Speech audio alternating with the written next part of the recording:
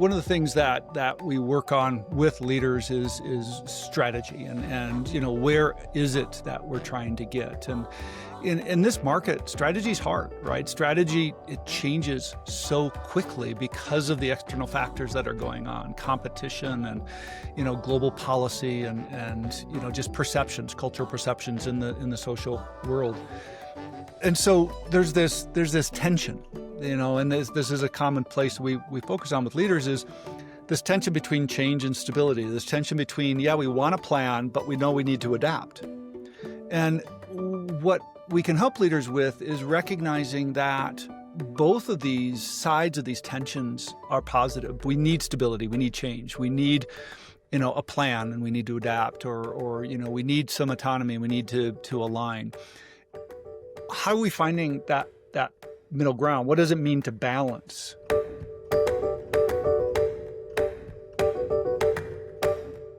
Hello, welcome to EdTech Leaders. Today we have Pete Behrens, CEO and founder of Agile Leadership Journey. Pete Behrens is a globally recognized leadership coach, consultant, and in-demand speaker. Is the founder and CEO of Agile Leadership Journey. He has built a curriculum and community dedicated to helping organizations improve leadership that drives sustainable change. Pete has led agile transformations for dozens of Fortune 500 companies and nonprofit organizations, improving organizational health and performance through education and coaching. Welcome, Pete. Thank you, Oliver. That's quite a mouthful now that I'm listening to it. Appreciate the invitation. That was half of your bio. I got it. So you teach agile leadership. What does that mean? What does that look like? Yeah, that's a common question. Basically, think of agile leadership as just good leadership in change, right? And if there's anything I think every leader is facing more than ever, it's change. And so what we're helping leaders do is navigate that change. We talk about change, complexity, uncertainty as like a fog, and it's how do you operate in this fog when you know where you want to go, you just can't see it, and so that adds additional challenges, and we help leaders to make better decisions and take more effective action in that realm. So give me an example. What would a major change be at a company that you would help them, navigate?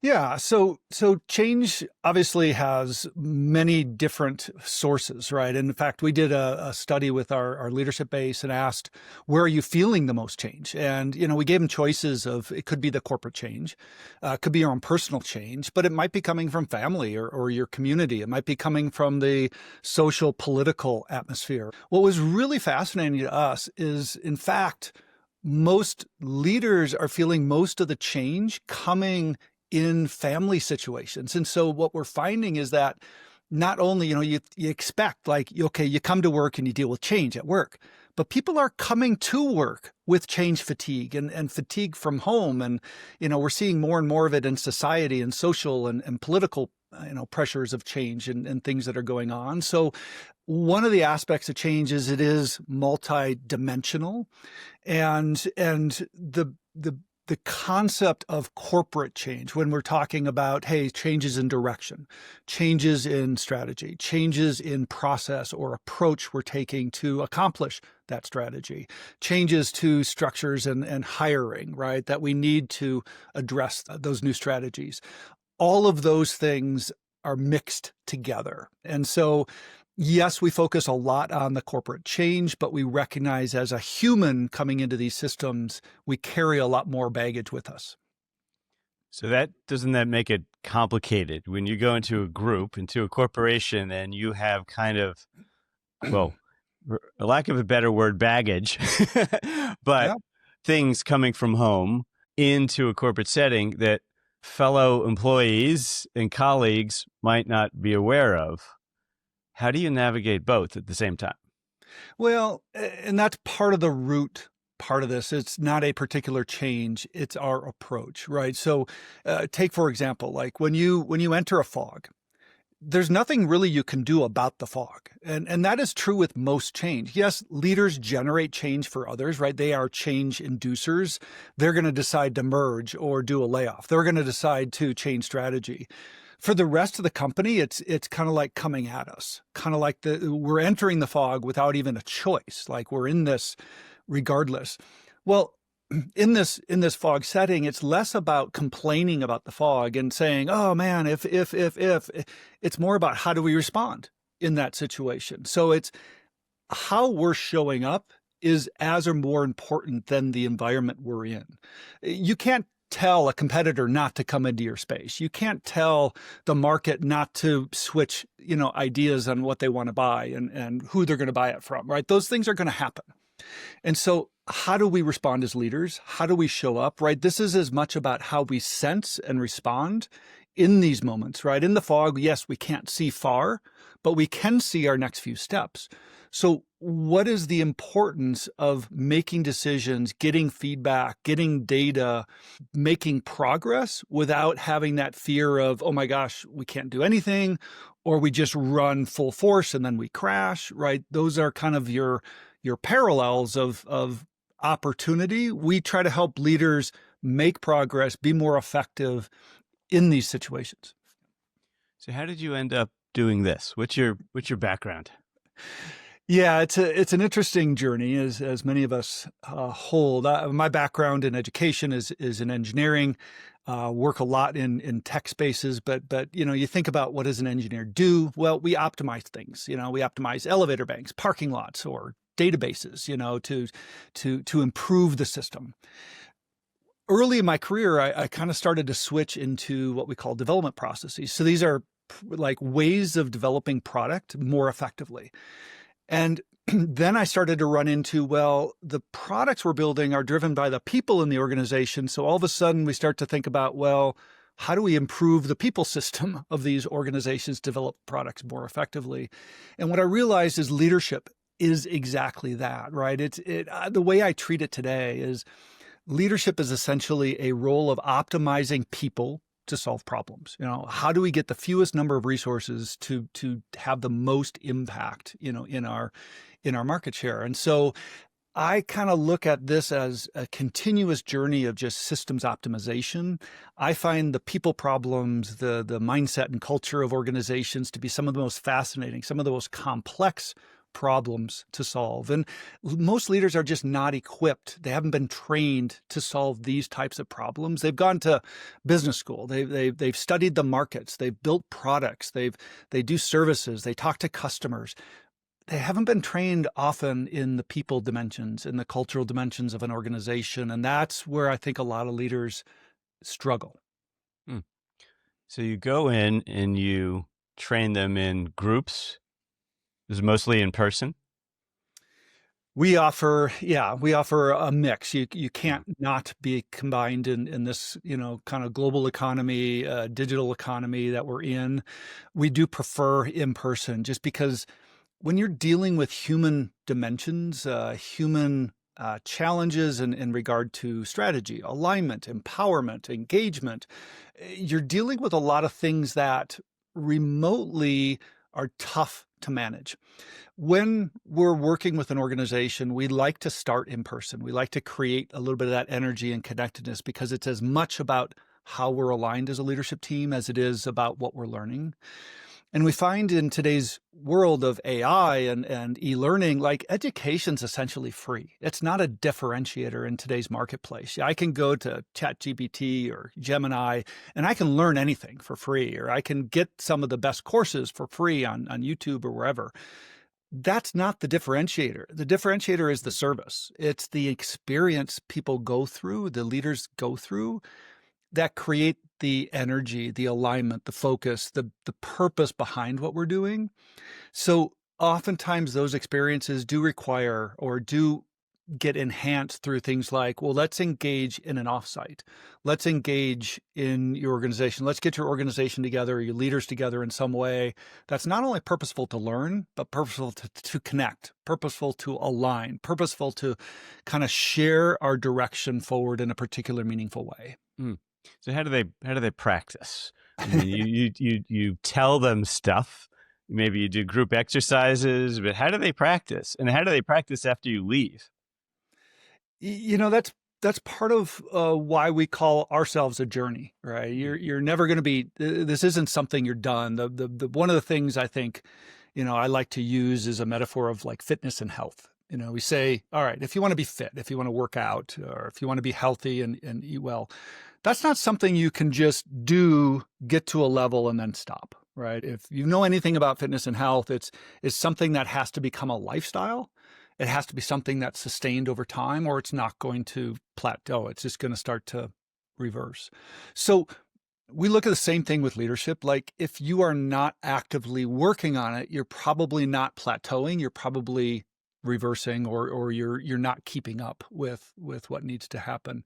So that is a core aspect of our engagement model with organizations. We're not a teach. I don't see ourselves as, you talk about, ed tech, which is like, okay, we are providing education. No, we're providing access to development and growth. And so some of that is education.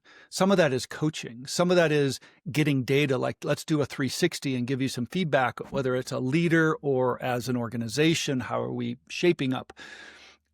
We really work on communities of practice, cohorts, small group settings where you can actually come and talk and share and get feedback on your challenges and what's working. And hey, I had a win this week. Great. We find the role of leadership is very isolating. A lot of leaders like put on the cape of the hero. They feel solely responsible for the results, but then they feel alone. They feel isolated, like I can't be vulnerable in front of my team, or I can't share. So what we find a lot of times what we're doing is providing almost like a support group to allow leaders to be vulnerable, to share, to connect to other leaders who might share some of their challenges and can help them. So we become that catalyst, that connection between leaders, and then obviously providing some guidance along with that. Cool. And what's the remote? Is there a tech component or a remote or Zoom or what? Oh yeah. Yeah. So the big events we try to do in person, but the small events, what we call kind of the coaching sessions, or the data collection sessions, right? All of this stuff can be done digitally. We do a lot of one-on-one coaching, group coaching, cohort coaching through, just like we're doing here, video chats. We use a lot of visualization techniques, using like mural kind of graphical facilitation, digital boards, things like that. So, it's a collective process of working with organizations. One of the things we tend to do in working with organizations is the access, or the focus of becoming better, right? And if we get to the why, right? Let's go all the way back to why we'd even do this at all. We as an organization are either improving or we're plateauing and returning. The organizations that want to improve need to be explicit about that. They need to be intentional. We need to improve. You look at it like an F1 racing team, like they're always looking for that 1% faster, 1% quicker. It may not be quickness of an organization. Maybe it's healthy. Maybe it's quality. Maybe it's market penetration. Maybe it's scale, right? Each organization has a different goal, but if you're not connected to that goal, it's not going to matter. So when we're working with an organization, we're connecting them to a shared purpose. There's a shared reason we're doing this. It's not just because we want to be better leaders. There's a business reason to do this. So all of those remote services, connections, relationships are centered in that why. So how do you sell this? How have you been selling it, and how do you grow the market share? Sure. Yeah, as you're quite aware, right? The market of, ed tech, or even, in our world, leadership, right? It's huge. It's a huge market. There's many options out in the world that are very good. And I look at all these kind of like recipes, right? There's a lot of recipes you can use and follow and probably learn how to cook, so to speak, in terms of leadership.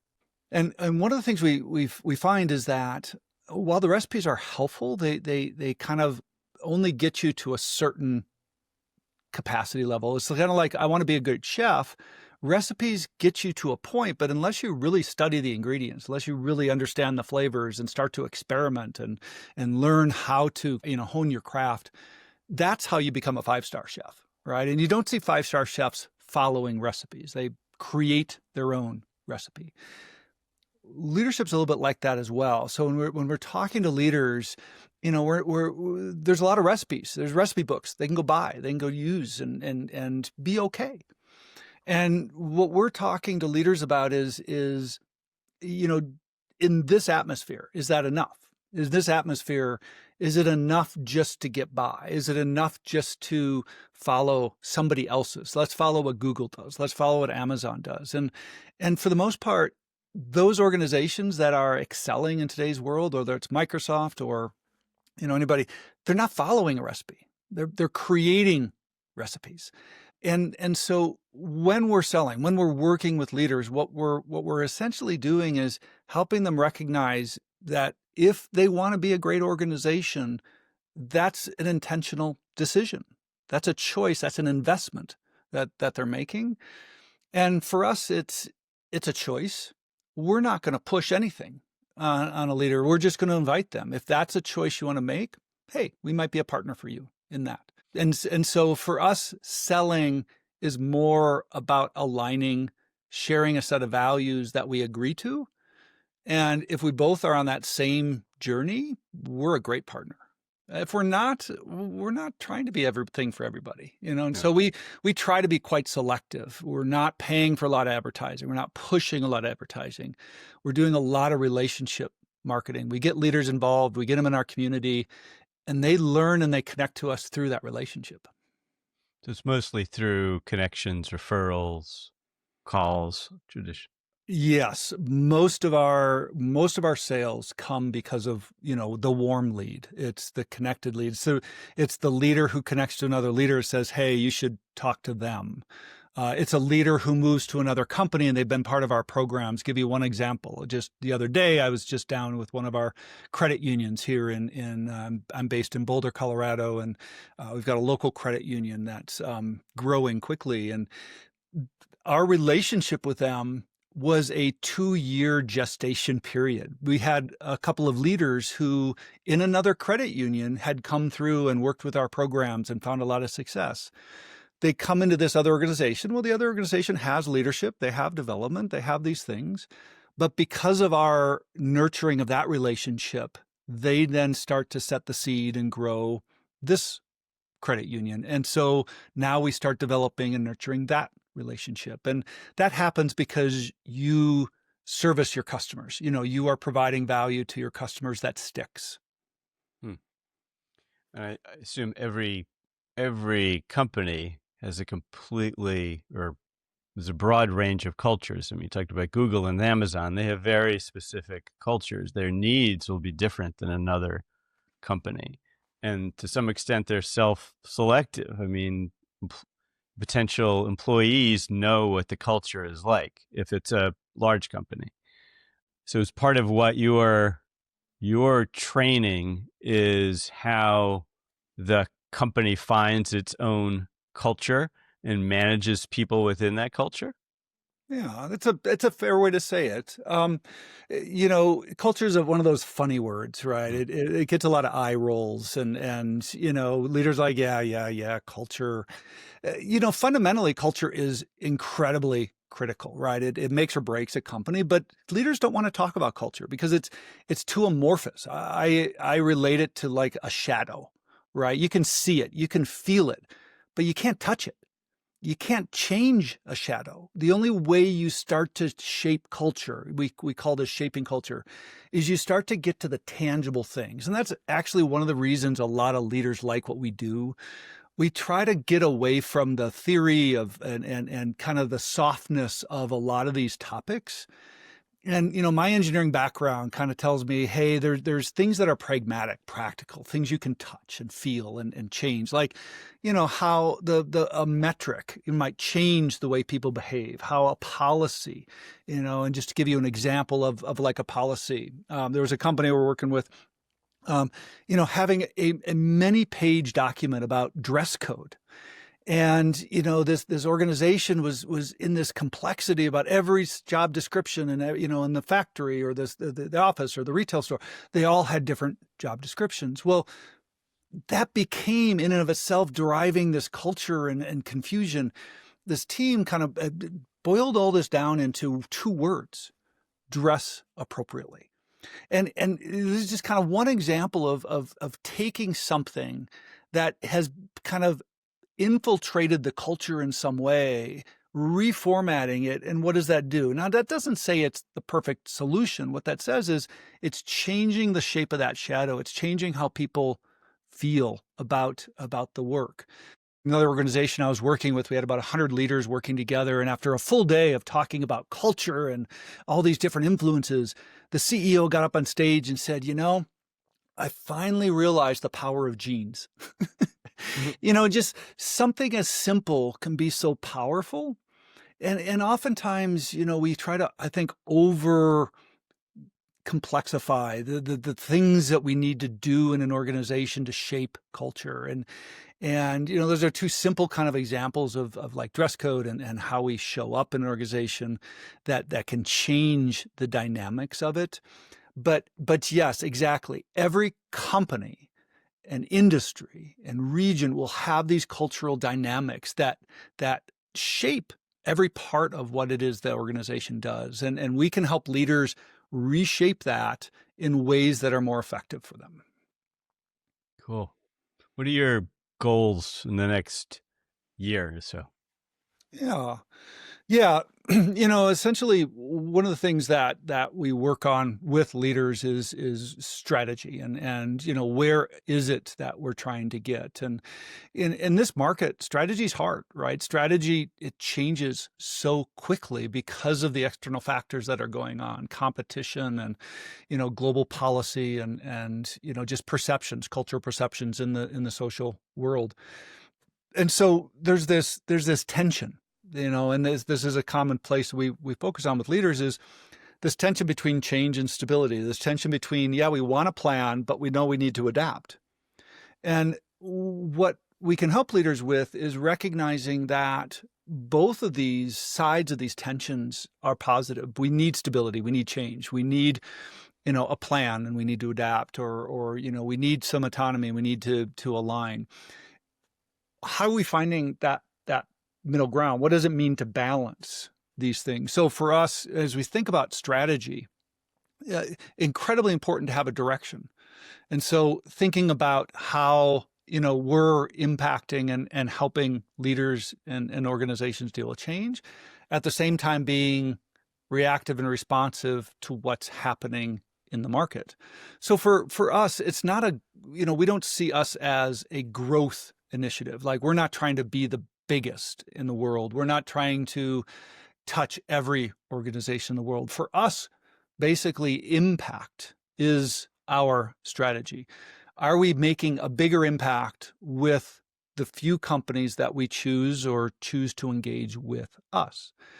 And again, that to us is kind of a measure of significance, that we are making a difference in those that we work with, and that we are helping them, to essentially navigate this change. So our strategy is essentially to grow that impact in the clients we're working with and the few that choose to kind of grow or, come in with this journey. Do you notice anything about the time we're in right now that is putting extra stress on companies? Is it affecting you in the way you're interacting with companies? Or are they just nervous about making changes? Yeah, it's an unstable political environment across the globe. The concept of tariffs are impacting. I was just working with a global procurement organization, and this is a multi-billion-dollar organization that works in the electronics, so like electrical switches and circuits and all that kind of thing. They're estimating hundreds of millions of dollars of tariff impacts, right? I mean, you're talking about massive impacts into a budget that, is already stressed with, competitive pressures and things like this. And the challenge with that is they can't predict that number. And so they can put out a number. This is where we get back into strategy. Okay, so we can strategize with a number, but we know that number is going to change. It's going to not only change this year, it's going to change next year, and it's going to continue to change. So how do we operate in that world? So what we end up seeing is conservatism happen due to unpredictability. Business needs a stable environment to be able to invest. If I want to invest in a new plant, I need stability to know that the policies are going to remain relatively the same, so I can bet that that investment's going to pay off. So we are seeing a lot of hesitancy to invest when uncertainty is high. And that's the biggest problem I'm seeing right now in business is a high political instability and policy instability that's causing a fear to make key decisions, or just it's causing more delays and just patience on waiting. Well, thank you so much. It's been a great conversation. Really appreciate it. You're welcome. Yeah, I appreciate you hosting this and sharing a little bit about the world of education and leadership with your audience. So thank you. Thank you.